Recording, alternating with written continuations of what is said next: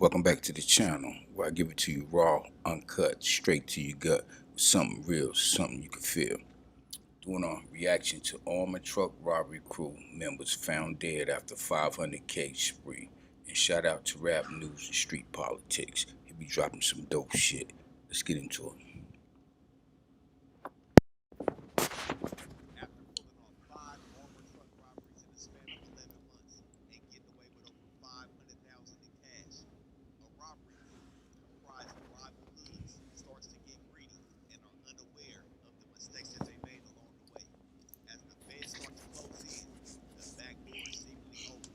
Some members start popping up with bullets in their head, while others go on the run, and some rather have a shootout with the police before going back to prison.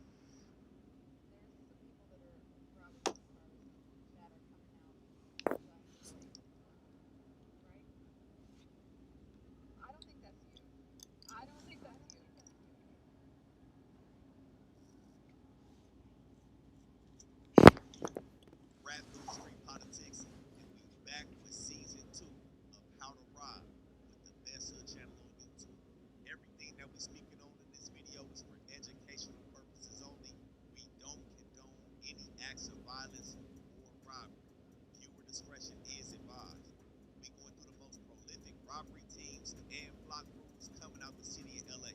But in season 2, we leaving behind the jewelry.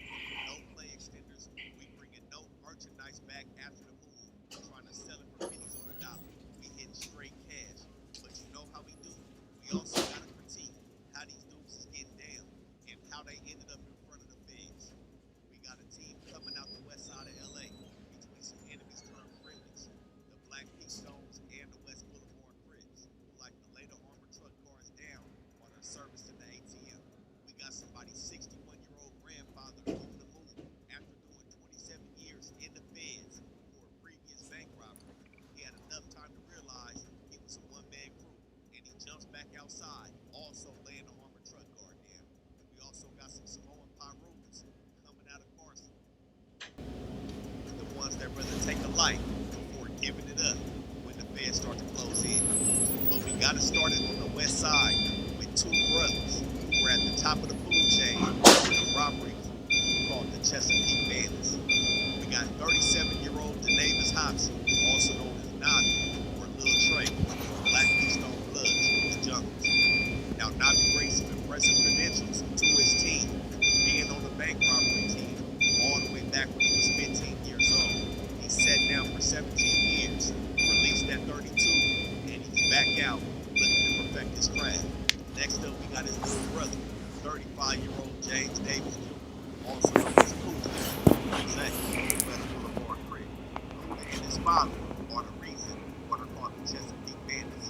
Kuda stayed on Chesapeake Avenue between 30th and 29th in the middle of the West Boulevards, and this is where the crew set up shop and dispatch from on every move. Kuda also brings some felony accolades, previously being arrested for ATM theft, receiving stolen property, and possession of burglary tools. Next up, we got another young homie coming out of West Boulevard, 30-year-old JD Young, also fresh out of a 12-year prison sentence. JD is also part of another clique inside of West Boulevard called ABM. He goes by ABM Jesus, and he's looking to play ball, fresh out of state prison. Now, right next to JD, we got his right hand, now, Zeph also brings his impressive credentials to the team, being given a second-degree robbery and carjacking back in 2005 when he did a 15-year sentence, and then he's back outside looking to run some ad. Last but not least, we got 33-year-old Isaac Jones. Now, Isaac's gang affiliation is unknown. He stayed in the Nutty Blocks, but he's a barber and made his way to West Adams and found himself a part of this robbery.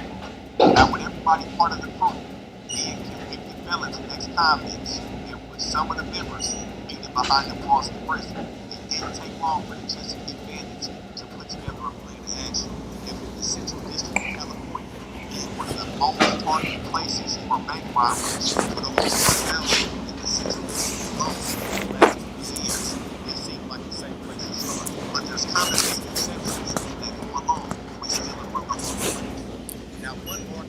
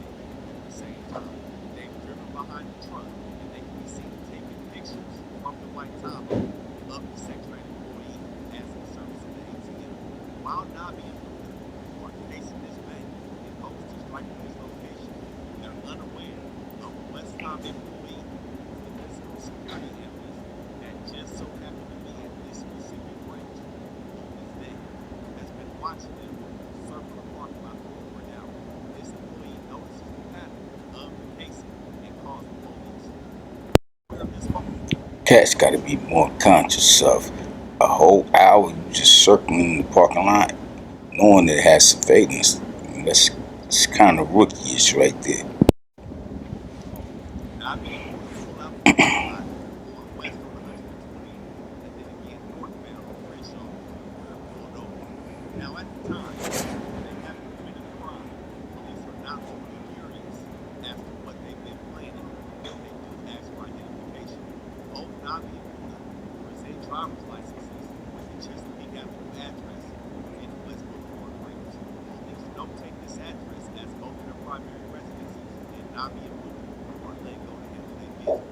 Now, case of a location and a potential target is a mandatory step, especially when it comes to these crews that's taking their craft serious. But this specific mission that Navi and Buddha went on was somewhat of a failure. Under those circumstances, should they have came into contact with the police in this case? The security analyst for Westcom stated they were in the parking lot for over an hour. That's the first red flag. No regular customer at the bank is going to be circling the parking lot for an hour, taking pictures at the bank while somebody is servicing the ATM. That was an easy irregularity to spot. Now, this specific parking lot at the bank of America, 116th Crenshaw Boulevard. Now, the armored truck of choice at this location is located back to service every Thursday. It was the first stop on Lewis's route due to this location being safe. It's high risk. Again, this is Crenshaw 116th, right outside of Imperial Village, miles away from the Inglewood family and the Avenue Commons. But the other concern for Lewis is the layout. It's right off Crenshaw Boulevard. There's a wraparound parking lot directly next to the bridge, and where the Lewis car has to go to service the ATM is extremely accessible. The neighborhood is directly behind the bridge in the Imperial Village bridge. A lot of blind spots in this area. Number two is where the Chesapeake Bend is. Doing somewhat of an okay job. They made it on this Thursday, June 9th, 2022. 4 months after the Westcom robbery, they arrived to the Bank of America shortly before 8 in the morning. This is when the Lewis truck driver named Sammy is inside of the driveway, servicing the ATM, doing the same thing that the individual at Westcom was doing, disengaging the ATM and taking the deposits out of the machine. A silver Chevy Equinox pulls up directly behind the Lewis team, and in the same fashion as Westcom, 3 suspects jump out. Now, Navi, just like at the Westcom robbery, takes the lead. He comes from the passenger side of the armored vehicle, points the assault rifle directly at Sammy, and tells him not to move. He then tells him to put his hands on his head, and he takes his pistol out of his holster.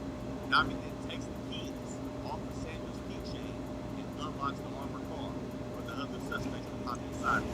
And as the other suspects start to go through the truck, they realize the money seems a little short. Navi pushes Samuel to the floor. He starts asking for the rest of the money in before his teeth get knocked out. Samuel said there was no more money, and Navi kicks him. And as the group runs back to the Chevy Equinox, they make over $92,840 in cash. But just like the first robbery, crumbs were left behind.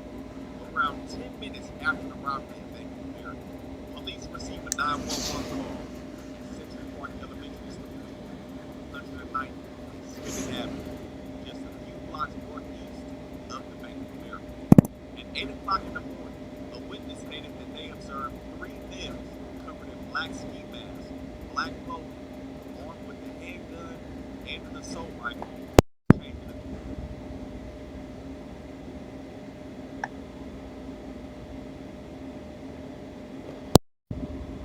with his girlfriend's son, who was 17 years old at the time, about different cases. He spoke about parking the laundry, a Lewis armored vehicle, and just like his communications with Lil Calvin, he's also talking about guns. And this was the Chesapeake Bandits starting to gear up for their next move. A month later, September 15, 2022, a Brinks armored truck at PLS check cashers right outside the West Boulevard off the Bray in Jefferson. At 12:20 in the afternoon, a Brinks truck worker by the name of Reginald is here on his scheduled route off of the Bray, dropping money off to the PLS check casher. Reginald exits the vehicle. In hand, he has the Brinks bag with money about to walk inside. This is when he sees a gray Ford Explorer, black black trim, no license plates, parked in the parking lot. He then notices a green laser pointed right at his chest, and then he feels a gun pressed up against his shoulder. Like clockwork, three suspects with zip ties in hand, matching the same descriptions as the past robberies. Strips Reginald of his gun and his keys. This is when Reginald states that he starts receiving conflicting commands. One person is telling him to sit down, another is telling him to stand up, and somebody else saying to get on your knees. When they grab the keys, they try to get into the Brinks truck, but they're having problems. This is when one of the suspects ups a machine gun style weapon, and another suspect had to tell him to shoot Reginald 3 times since they were having trouble getting into the truck. Luckily for Reginald, they found their way into the truck, Boys won't plan. and all suspects jumped back into the Ford Explorer with $375,000 in straight cash. But the crazy part, the same white Chevy Tahoe led the Ford Explorer to the scene with the GPS tracker still on. And it also led a separate getaway vehicle away from the scene within 30 minutes of the robbery. Now, 2 hours after they third movie, like clockwork, they're back on Chesapeake into West Boulevard. But this time, the feds are staking them out. They watch Puda take out the trash. They see him jump in the Tahoe, stop to talk to a neighbor before driving off. And with this stakeout, the FBI has finally caught the Chesapeake bandits in the act on a third robbery. Now, they don't strike immediately. You know how the feds move. Very slow. They got a lot of time, especially when you're playing with financial institutions. Those statute of limitations hit different. But just to make sure they're on the right people, September 30th, 2022, 2 weeks after the PLS check robbery on the break, the FBI informs LAPD and the LA sheriffs that they need to take a look at Nabi. LA sheriff performed a routine traffic stop on Nabi and asked him to step out. Everything seems normal, but when they tell Nabi to turn around and lift his shirt up, a 5-point star tattoo is located on his lower back. The same tattoo seen all the way back on February 14th. That year, on the 18th, when the robbers bent down to take the tag. They got a match. I always admire tattoos.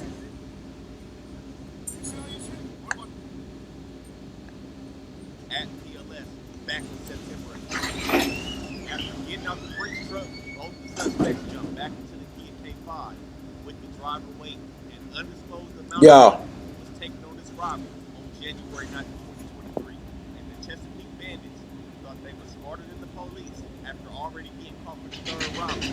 The feds pulled the plug after this last one. In a little bit over a month, they bust back into Chesapeake and again collect more surveillance footage, and this time on February 21st, 2023, the Davis Hobson, also known as Nabi, from BTS, is taken down by the feds. Now the feds went on ahead and cut the surveillance camera on to this 99-cent store robbery. Yet again, it shows a white Tahoe with the Kia K5.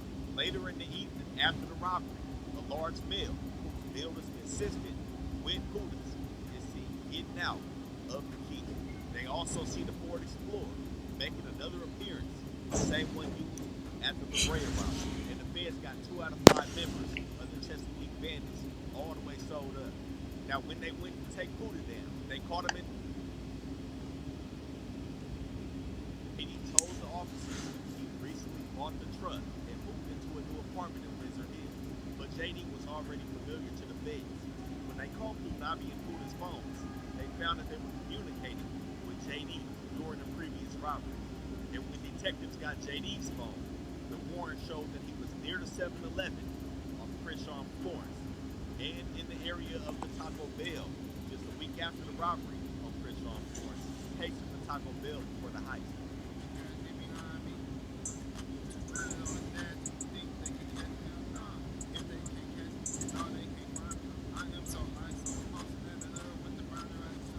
Now, while the police are gathering information, trying to stick JD all the way into the feds with Nabi and Puda, the final robbery that was linked to the Chesapeake bandits took place on October 16th.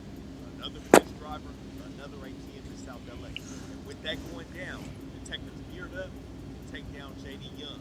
But before they could get to him, somebody else did. On December 20th, 2023, 4 o'clock in the morning, JD Too flamboyant.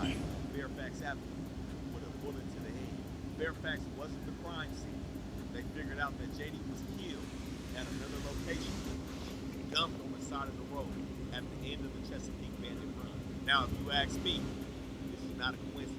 A couple months before this, JD is arrested. The police go through his phone. He's in contact with people that are sitting in a lot of money is on the table, and JD ends up dead. Now, it's not abundantly clear if the back door was all the way open. Everything indicates it was being that way. But we gotta remember, the West Boulevards are still in some beat. But either way, how the feds see it, now that he was out the way, it was time to take down the next member of the Chesapeake Bandits. When they continued to look through JD's phone, they found communications between him and Zeph Rocco. These specific communications were during the 7-Eleven robbery on Florence and Crenshaw and the Taco Bell robbery. They should have just used walkie-talkies to communicate instead of texting and calling. The Boulevard. When they took a closer look into Zeph, his iCloud account depicted photographs of guns resembling those used in the robberies. Zeph also shared a picture of him having a large amount of money on the same day as the Taco Bell robbery.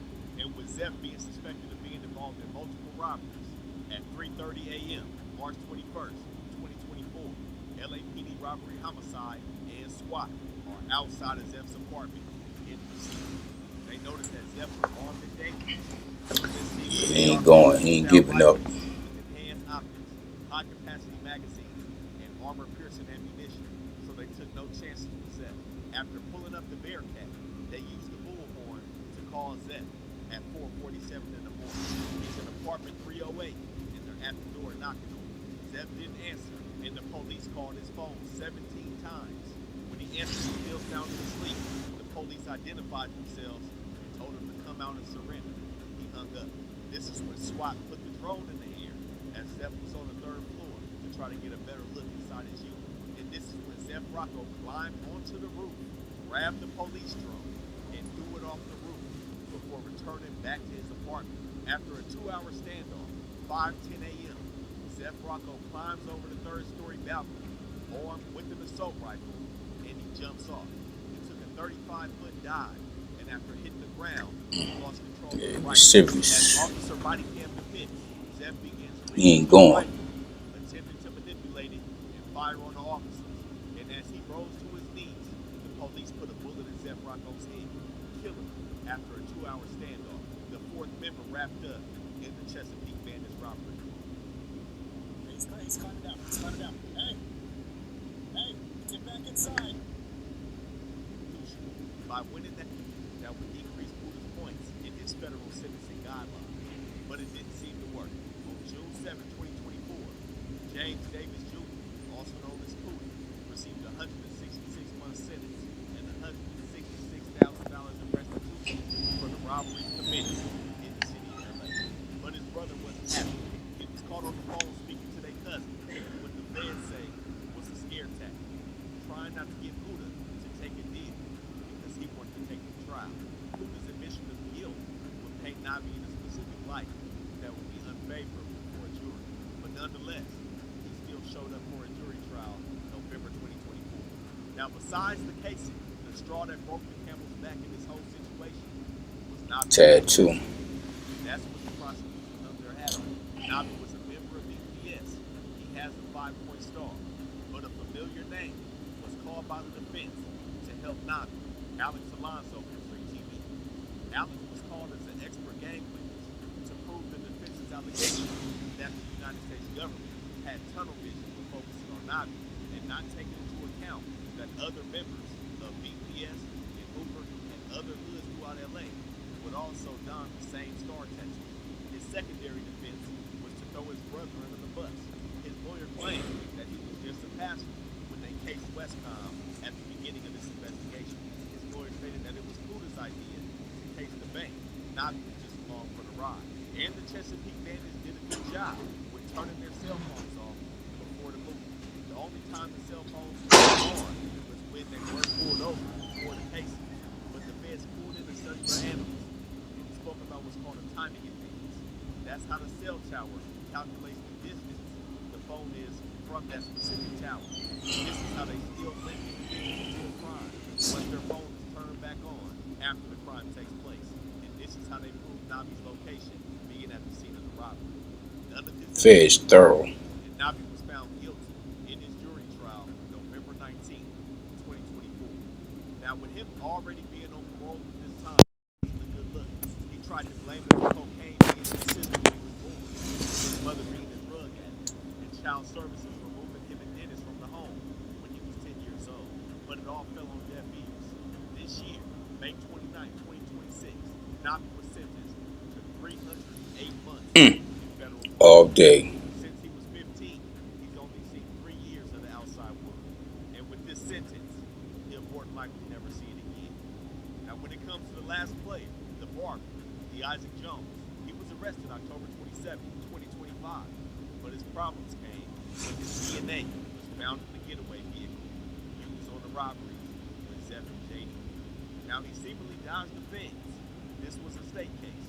But this year, June 29, 2026, the same day Nabi was sentenced, he was sent to a level 4 state prison, convicted on his charges of robbery as the last member of the Chesapeake Bandits. Now, as you see, a lot of mistakes were made, but this was some high-level shit.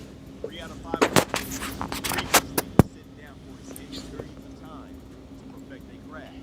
And if what Nabi was saying was true, and that they were on the Hustler Casino robbery, they struck for 1.5 million straight cash.